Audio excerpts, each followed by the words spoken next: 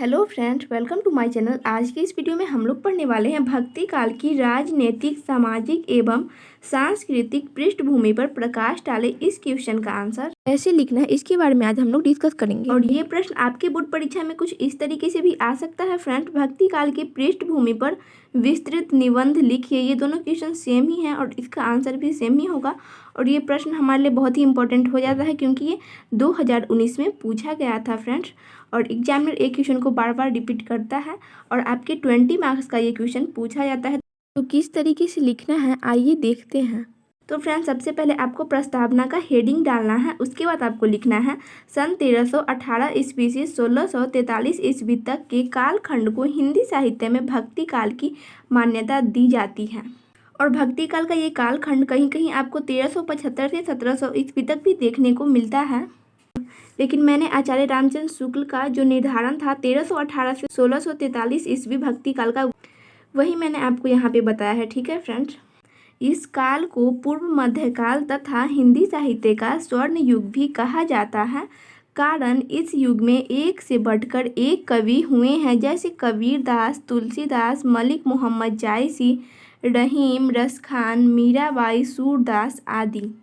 भक्ति काल को दो मुख्य काव्य धाराओं में बांटा गया, निर्गुण काव्य धारा और सगुण काव्य धारा। निर्गुण काव्य धारा को दो काव्य धारा में बांटा गया, ज्ञान मार्गी काव्य धारा तथा प्रेम मार्गी काव्य धारा। वहीं सगुण भक्ति काव्य धारा को भी दो काव्य धाराओं में बांटा गया, राम भक्ति काव्य धारा और कृष्ण भक्ति काव्य धारा। इस काल के कवियों ने धार्मिक भावनाओं को कविता, छंद, दोहा, चौपाई आदि के माध्यम से समाज तथा जनता के समक्ष रखा।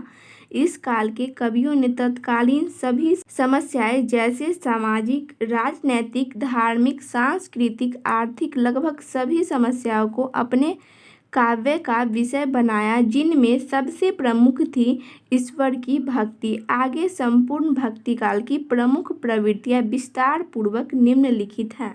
प्रस्तावना में आपको इतना ही लिखना है। तो इस भक्ति काल की जो पहली प्रवृत्तियां हैं वो है राजनीतिक पृष्ठभूमि। तो आपको राजनीतिक पृष्ठभूमि का हेडिंग डालना है। उसके बाद आपको लिखना है राजनीतिक दृष्टि से भक्ति काल का विस्तार मुख्य रूप से तुगलक वंश से लेकर मुगल वंश के बादशाह शाहजहां के शासन काल तक है। इसलिए भक्ति काल की राजनीतिक पृष्ठभूमि को समझने के लिए तत्कालीन राजनीतिक गतिविधियों को समझना आवश्यक है। 10वीं शताब्दी के उत्तरार्ध में पश्चिमोत्तर मार्ग से तुर्कों का भारत पर आक्रमण हुआ। राजपूत राजाओं की पारस्परिक फूट तथा शत्रुता के परिणाम स्वरूप पृथ्वीराज चौहान, मोहम्मद गौरी के हाथों तथा जयचंद कुतुबुद्दीन ऐबक के द्वारा मारा गया। इसके पश्चात ही दिल्ली सल्तनत की स्थापना हुई। तो ये हो गया राजनीतिक पृष्ठभूमि। उसके बाद हम देखते हैं सामाजिक पृष्ठभूमि में कि भक्ति काल के समय में कैसा समाज था।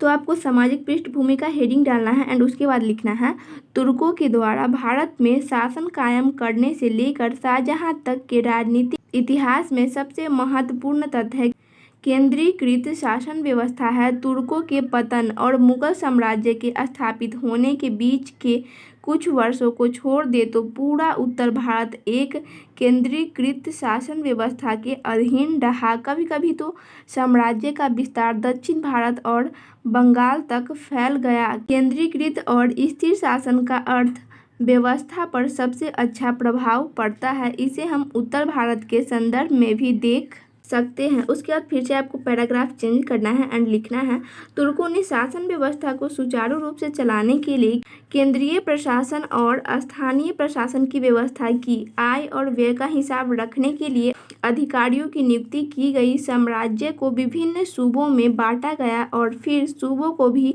विभाजित किया गया, जिसे उस समय सीक कहा जाता था। सीक के नीचे परगने होते थे। गाँव में खूद मुकद्दम पटवारी के माध्यम से भू राजस्व की वसूली की जाती थी। इस तरह केंद्र से लेकर गांव तक एक सुचारू व्यवस्था कायम हुई। तुर्कों द्वारा स्थापित प्रशासनिक व्यवस्था आगे के शासकों द्वारा कुछ सुधारों के साथ अपनाई जाती रही। उसके बाद फिर से आपको अगला पैराग्राफ में लिखना है तुर्कों के आने के बाद दूसरा महत्वपूर्ण परिवर्तन शहरों का उदय, दिल्ली, आगरा, बनारस, इलाहाबाद, पटना आदि कई शहरों का उदय हुआ। ये शहर आगे चलकर प्रमुख व्यापार केंद्र बने। उसके बाद अगला पैराग्राफ में हम लिखेंगे, तुर्कों के साथ नई तकनीक भारत आई। इनमें चरखा, धुनकी, रहट, कागज, चुंबकीय कुतुबनुमा समय सूचक उपकरण, घुड़सवार सेना प्रौद्योगिकी प्रमुख है। नई तकनीकों का प्रभाव उद्योगों तथा व्यापार पर पड़ा। चरखे के आने से वस्त्र उद्योग में काफ़ी बढ़ोतरी हुई। कारीगर की क्षमता बढ़ जाने से वस्त्र उद्योग भारत का सबसे बड़ा उद्योग हो गया।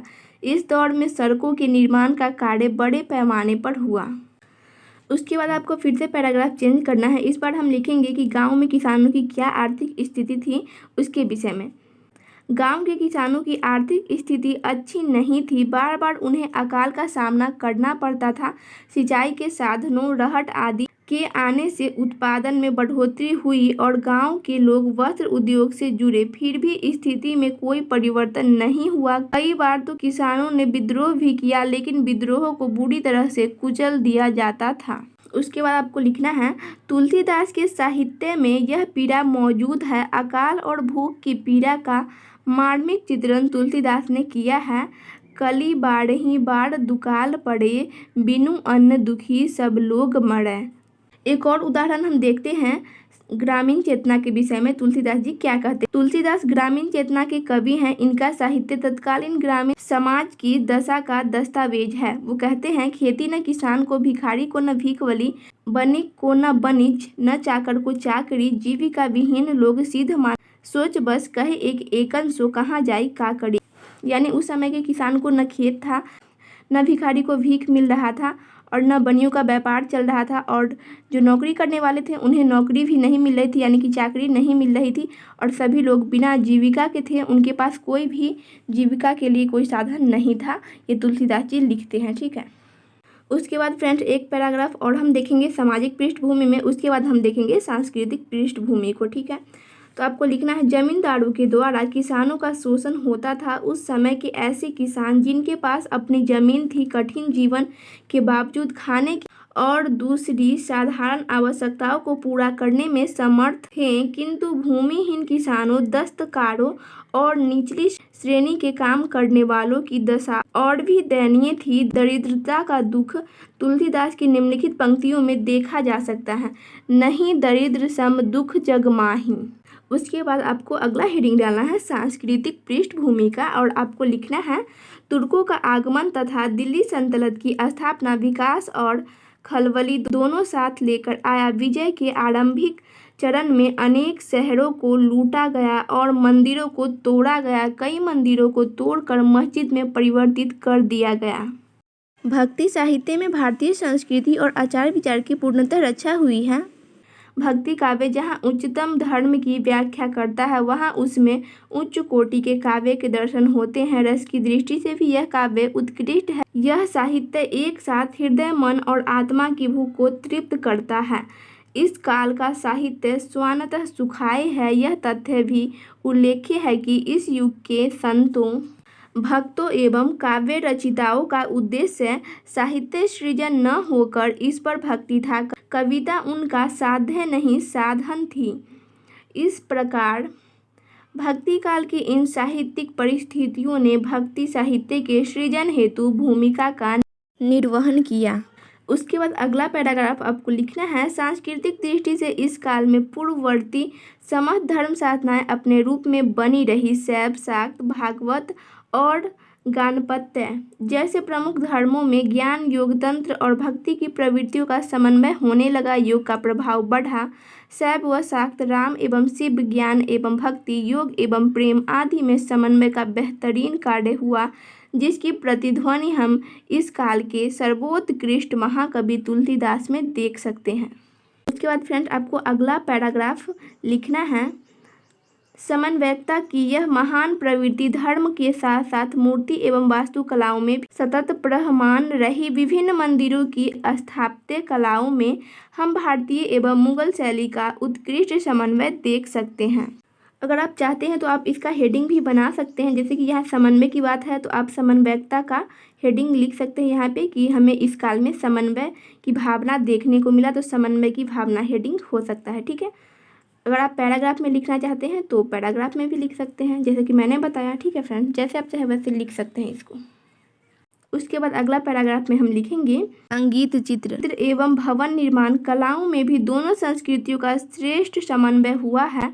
दोनों जातियों का साहित्य व शैली एक दूसरे को प्रभावित करने लगे। ताजमहल व दिल्ली का लाल किला भारतीय एवं ईरानी संगीत कलाओं का भी अद्भुत मणिकांचन योग हुआ। उसके बाद सबसे लास्ट में आपको लिखना होता है निष्कर्ष। निष्कर्ष का आप हेडिंग डालिएगा, उसके बाद लिखिएगा इस प्रकार विभिन्न प्रकार की राजनीतिक, धार्मिक, सांस्कृतिक एवं साहित्यिक परिस्थितियों ने भक्ति साहित्य के निर्माण की पृष्ठभूमि में योगदान दिया। तो फ्रेंड्स, बिल्कुल इसी तरीके से आपको अपने बोर्ड परीक्षा में इस क्वेश्चन का आंसर लिखना है। तो आई होप आप लोग को वीडियो इन्फॉर्मेटिव लगी होगी। तो वीडियो इन्फॉर्मेटिव लगी तो वीडियो को लाइक करें, अपने फ्रेंड के साथ शेयर करें, एंड चैनल पे पहली बार आए हैं तो चैनल को सब्सक्राइब भी कर लीजिए। Thanks for watching this video.